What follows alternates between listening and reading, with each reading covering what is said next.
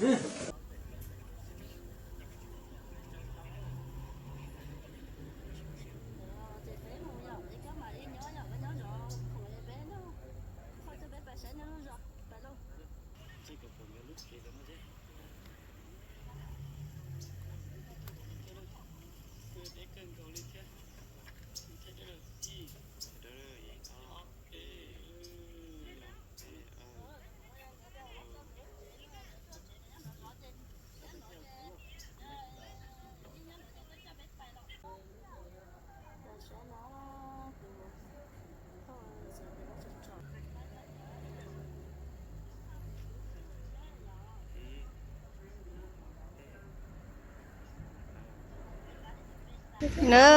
đây là cho xe bé để đây là con hồn tàu cho nó chỉ với sức khỏe chứ đây là con đau tôi ầu á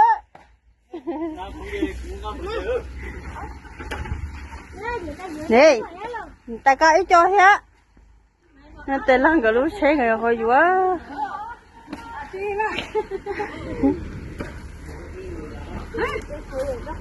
không cho ăn rồi ha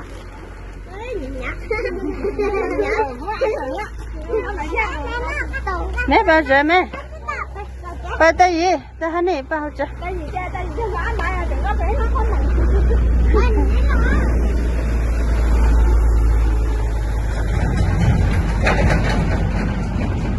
nó tên là cái gì rồi đó đây là nó này nãy là mà rong câu chia đây mà đó chế gì xít ta để mà này thay cho được thôi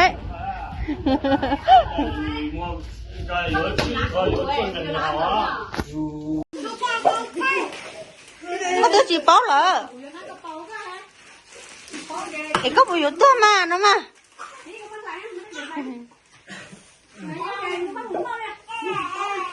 cái gì nó có phô của lên người ta phô đấy rồi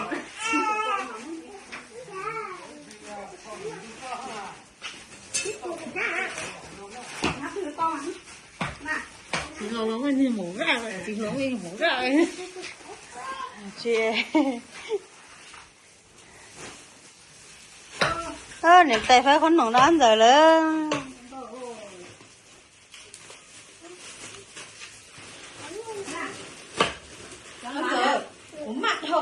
anh này bay nhìn tay phải con nồng có hả bay chứ trời giờ xong rồi đâu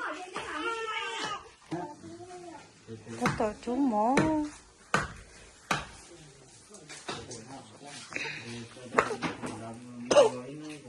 anh dạy tao có nồng nữa à không có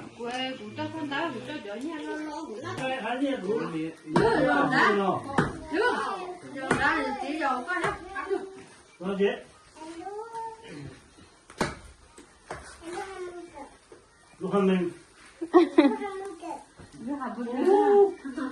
có gì đó có luôn ăn mừng từ ra đi nào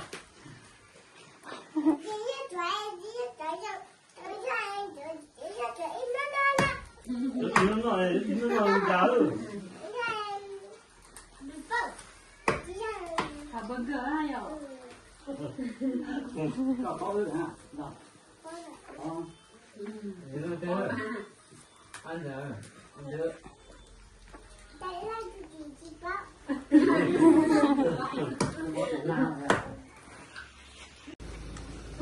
bạn nó chầu tới là lỡ bê vẫn nán nó có rút kia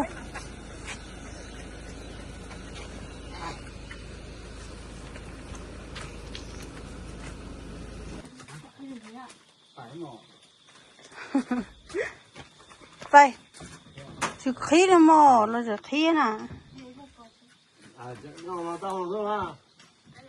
chị chờ đấy nhớ tụi nó thế đây là chua và bắt gì mí bây giờ gì bây bây giờ gì bây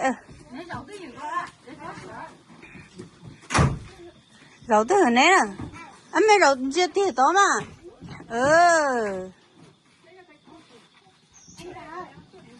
không hậu rồi cho tụi nó mù thế à hả chị anh nữa cho tụi con bay hết nè.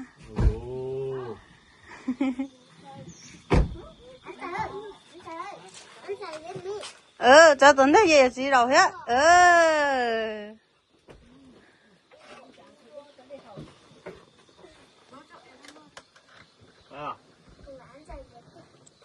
Ba đi đâu tới gì đó. Là yêu bay yêu na rồi trong khi sẽ cũng mà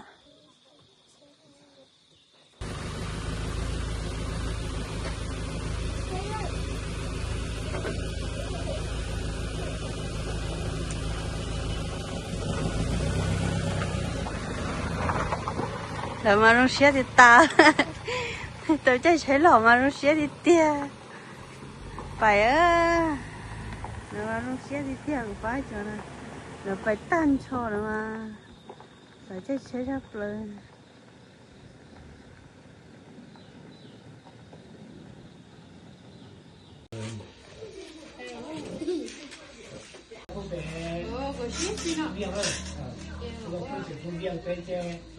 Tại sao mà thế? Có giống mà có giống mà gì là cái này có xía rồi. Không sai. Phải sai thì lúa hậu vậy. Không nhiều nữa. Rồi, đã nó nào rồi.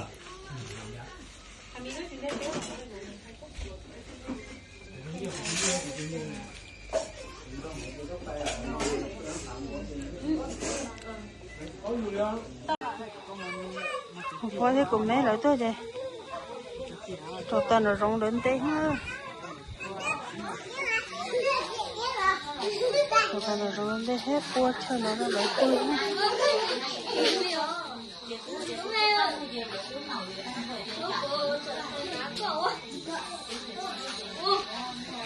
tí rồi là bữa qua cho nó cho lại chị chơi rồi bé cái bán chị chơi rồi bé cái bán về rồi mình chú ý cái này là bé cái bán nó cho nó vọt mốt qua tài cho xuống cho vọt đi cái ở bên đây bán cho nó vọt nó là bán tại trong hành trình phía nó qua tài kia rồi cho vọt thì cái chị chơi mình ta ở đây rồi cho nó vọt giờ mà chúng chưa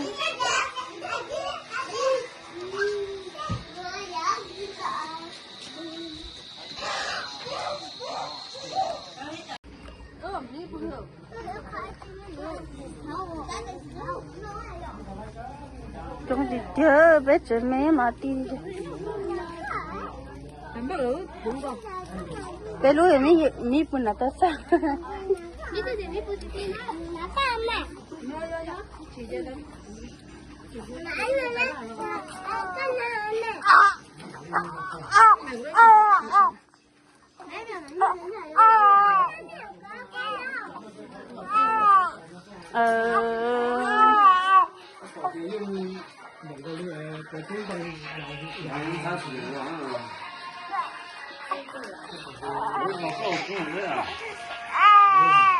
cái nó có là sao mà là nó có nó trong thì chơi nó để tao mắt trực tiếp rồi họ sẽ không em bộ đón đồng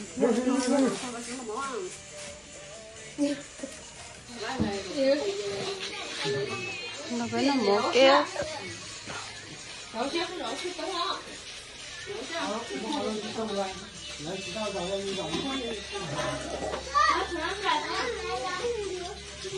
Của cái bài nhạc mùa nào cũng gì có tôi lột tôi phải bé lên này à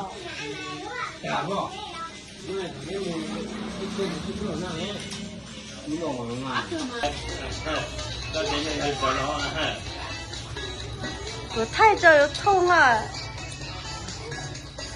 那也只能跑个。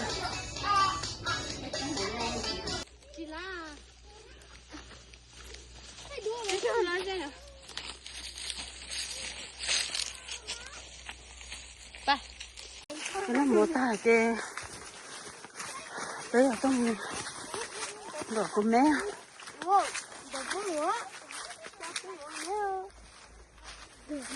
Có gì thêm không? Bà. Mẹ đâu có mà. Nè, có ăn bà. Có xé lại cho tôi bé hả?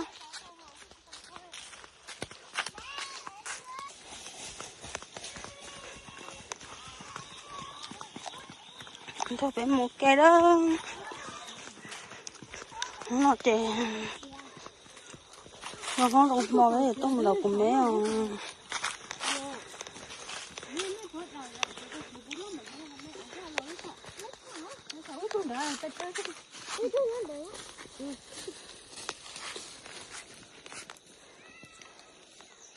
Không đại thơ rồi cũng thấy nữa. Được. Không đại. Mới làm này.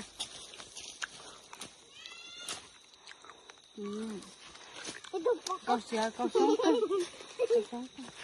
Cũng xé rồi hỏi nữa sống xuống ạ.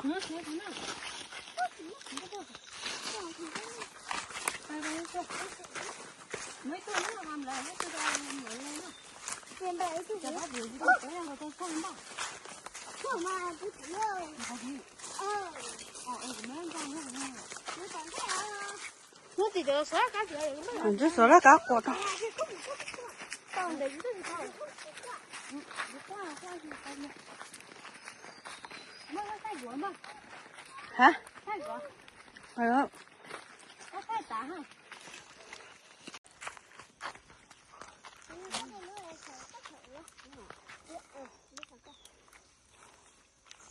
Ba trời lắm ba. Lắm nó con này chưa nó con này chưa.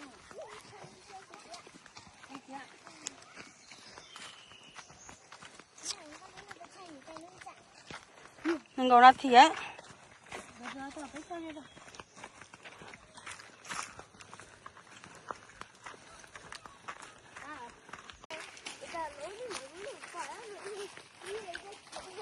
Nó có của mẹ ơi.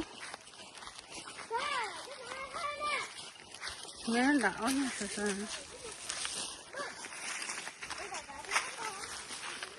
Hay phân chiên rồi bé. Nó trống để bé rõ nó đó.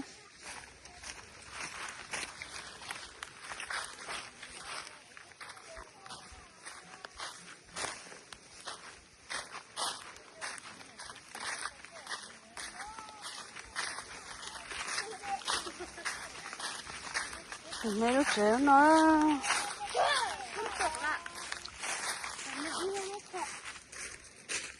Của mẹ trẻ phá phá ơ. Ủa là trong nước lò luôn đó.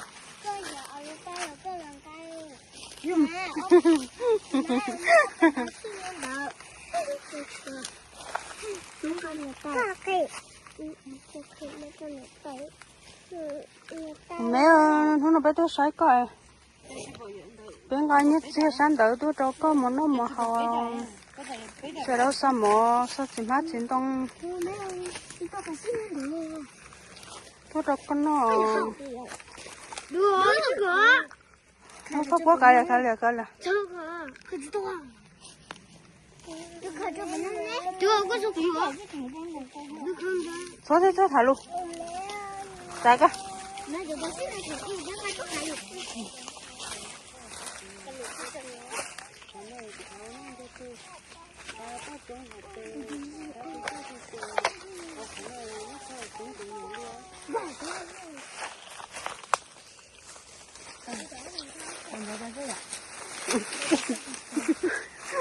내가 내가 안 먹었다고. 뭔데? 벌써? 괜찮아요.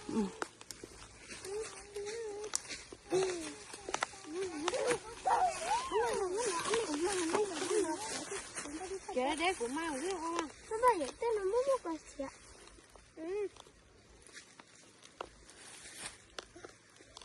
nó tôi có sải co. Tôi có sải co cái như chia cán đầu nó tôi đâu có tao xỉ trong một nó một hai. mua bao rồi hậu thôi đi chứ mà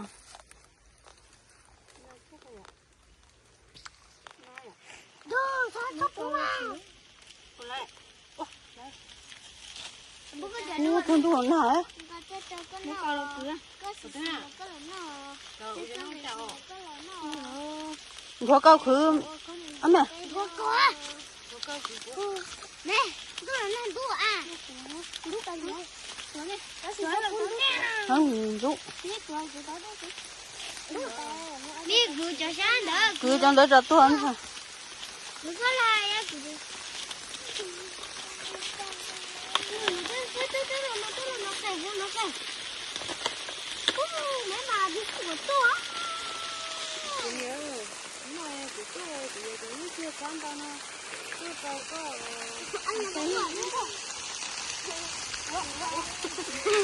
rút con có sẽ cho chơi mi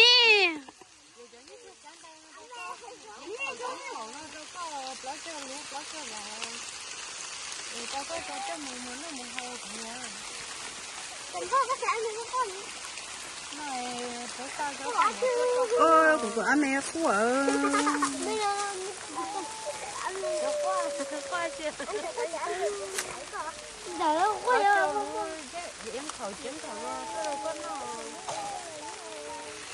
của anh mẹ như cho nè tay của anh mẹ của nó cái gì đâu cũng có thế nào lúc đó nào mình thấy cứ bé to lên chứ mình thấy thật quá anh đợi cho anh mẹ của chị bảo thì nó chỉ muốn nhặt tay chỉ muốn phong mới giờ luôn nhân cho đi nó ai cha rồi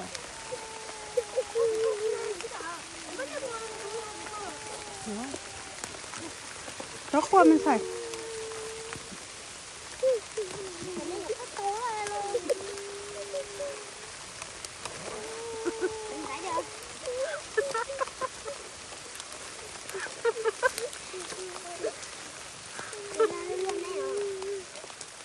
nó mất không mất sát xóa nó mất sát đi của cú của tao mất sát đi mất sát đi lỡ mất sát tư á lỡ mà mất đi mất cho cha của không nói bé sao đó sao mỏ tôi đâu có nó nhớ nhiều gì má chuyện tông nữa đi đây đi chợ có nòng cá gì nó tôi đâu có nữa ấy tôi sẽ sáng một khi là nó là hầu là tại nhớ tại cái mùa nó mùa hầu món nó món cây là cho một thuyền nó thuyền cây chúa là cho mùa nó mùa hầu nữa anh giờ có quá gì chứ mi sao tuần thế mi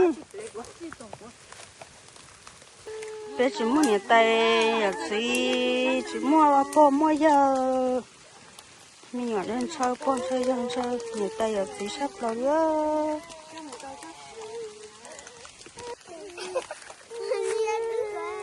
tao mà nó tao cũng mất một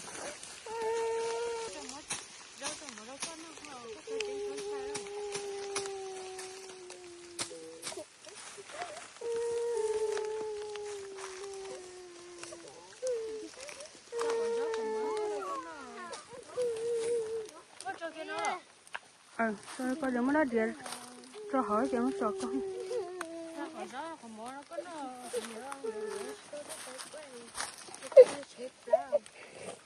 mấy cái là thay đổi dây cho của bà cho nó á nó dùng cho cái hồ của nhà bảo ê chỗ nó mới chờ nó là mới chờ sọt còn dây á cho con tôi chưa chắc phải đu người thế nào sao vậy chẳng chồng mới nói nhá chỗ nó của bây giờ rút tới mà nè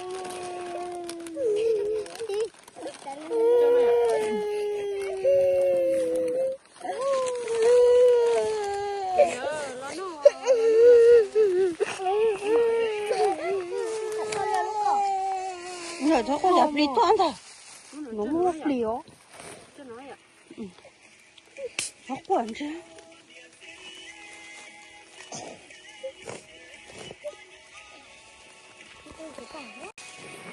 cho nó vậy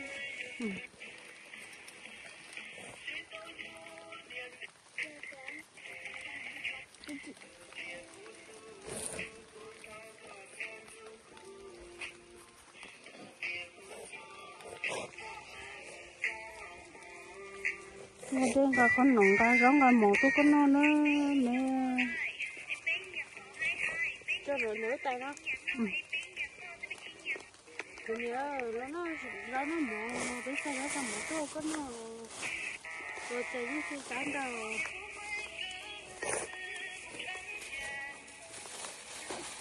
này bao cái chuyện nhỏ cho tôi thấy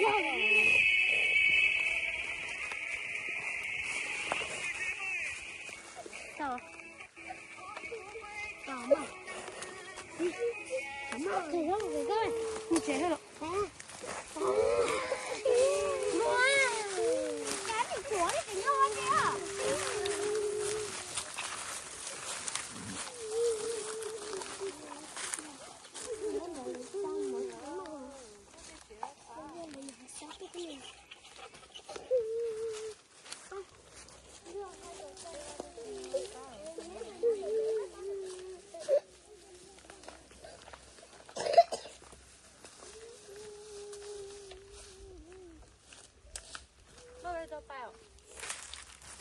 phải mà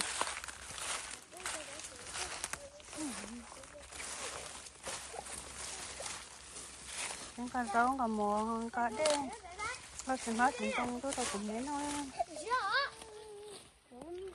đó như sẽ dán đầu tôi cũng nhớ theo và tôi cũng nhớ tao một nó một hầu nếu nó có mỡ tao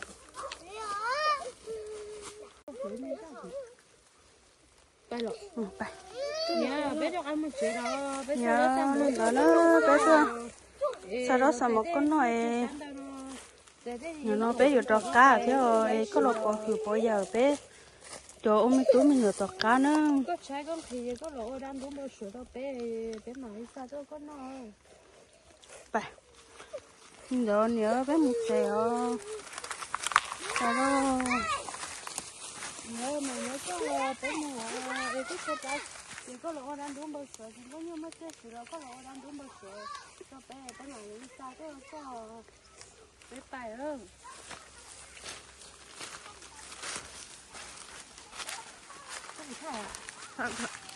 nhớ lấy cái gì nữa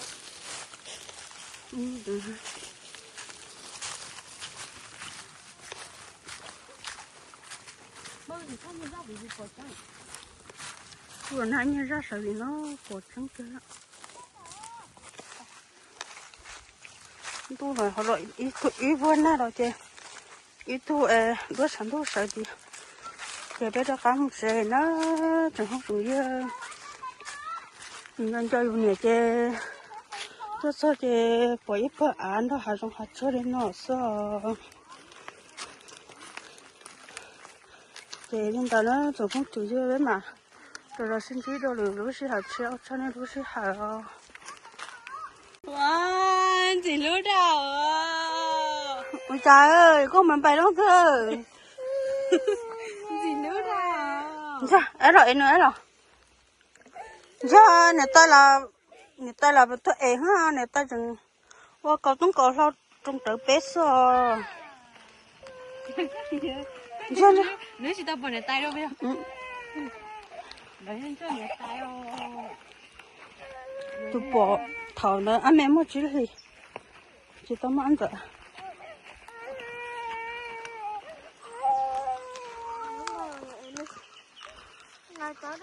đến nào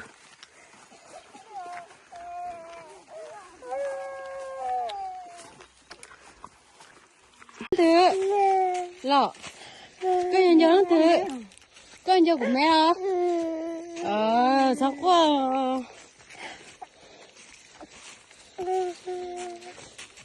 sao quá